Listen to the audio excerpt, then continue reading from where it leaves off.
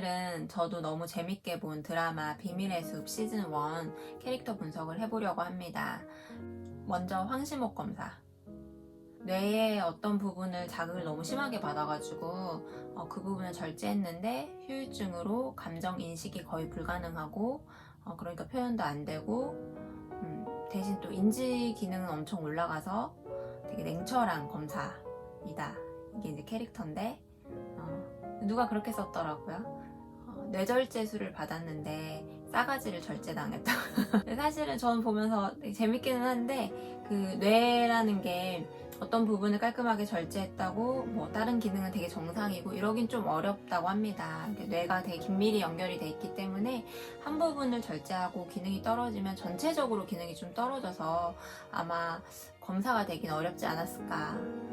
그리고 이제 감정 인식이 많이 떨어지잖아요. 그런데 우리가 냉철한 결정에 있어서 이성만 잘 발달하고 정보 수집을 막 잘하는 고지능, 인지적 기능이 되게 좋으면 결정을 잘 할 것 같지만 사실은 결정에 있어서 감정의 역할이 엄청 커요. 그래서 감정이 인식이 안 되면 결정이 거의 불가능해요.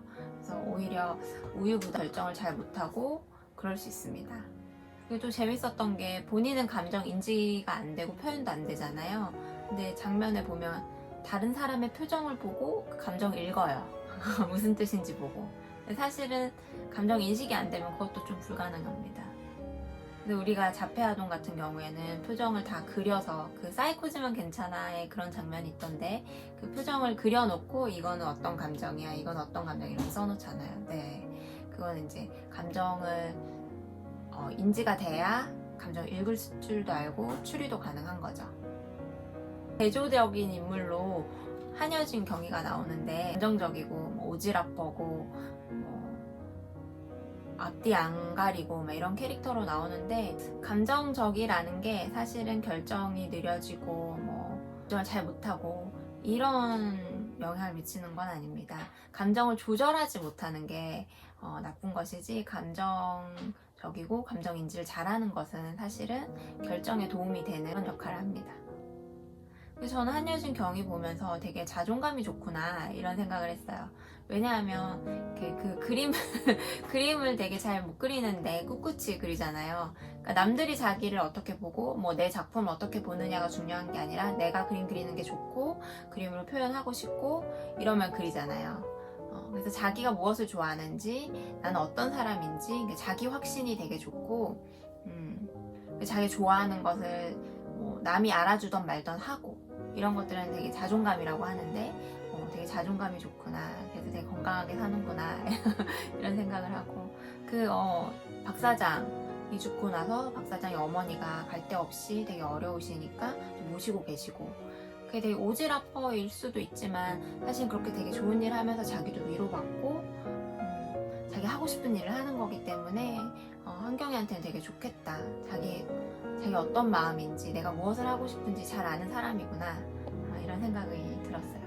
근데 이 시즌2에서는 경감님으로 나오시더라고요. 네, 그래서 이제 활약이 또 기대가 됩니다. 그리고 서동재 검사.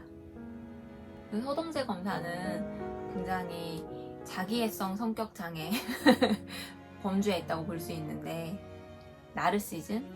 나르시즘은 되게 자기중심적이에요. 그래서 남이 어떻게 되던 말던 내 위주로 그 사람과 상관없이 내 감정대로 내가 원하는 대로 이런 캐릭터고 도덕적이다 그런 거가 없죠. 왜냐면 기준이 나니까 나한테 유리하면 도덕적인 거고 아니면 상관없고 그런 캐릭터의 끝판왕인 것 같아요.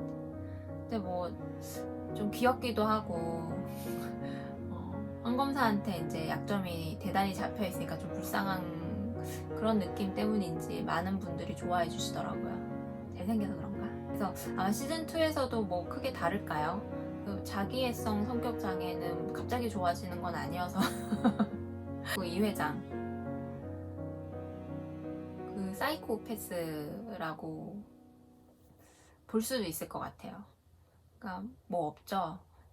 정말 자기 이익을 위해서 이게 자기애성이랑은 좀 다른 게 자기애성은 이제 자기한테 이익이 되냐 안 되냐 자기 중심적 사고 이런 건데 사이코패스 반사회적 장애는 물론 자기가 당연히 중요하지만 도덕을 훨씬 뛰어넘어요. 윤리도 뛰어넘고.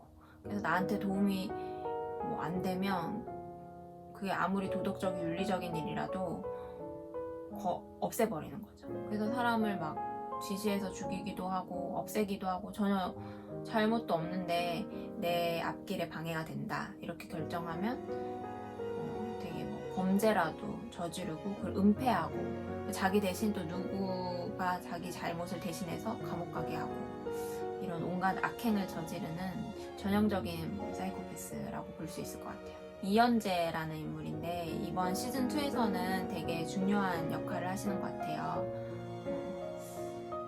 재벌가의 자녀로서 그런 모습들이 보이긴 하고 되게 냉정하고 자기 이익이나 자기 가족이 우선이고 뭐 이런 모습을 보이긴 했는데 그런데 이제 남편을 사랑하고 그 따뜻한 마음이 있잖아요. 그래서 그 부분을 잘 이렇게 활용을 해서 좋은 사람으로서의 역할을 할지 아니면 뭐 양가적인 인물로 나올지 이런 게 좀 기대되기는 합니다. 오늘은 비밀의 숲 시즌 1 캐릭터 분석을 해봤는데요. 시즌 2에 나오는 이제 겹치는 인물들 위주로 짧게 해봤어요. 시즌 2는 예고편 보니까 새로운 인물들도 많이 나오고 너무 재밌을 것 같은데 드라마 시작하면 또 시즌 2 캐릭터 분석을 해보는 것도 재밌을 것 같습니다.